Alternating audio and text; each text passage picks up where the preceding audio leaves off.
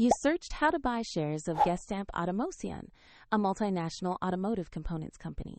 It trades on CBOE EU under the ticker GEST.MC, and this is educational information, not financial advice. To trade, you need a broker.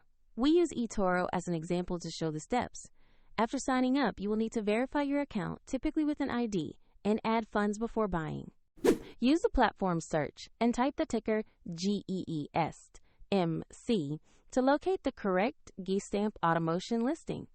Make sure you select the match that lists the company on CBOE EU. Open the asset page to review basic company information and the price chart.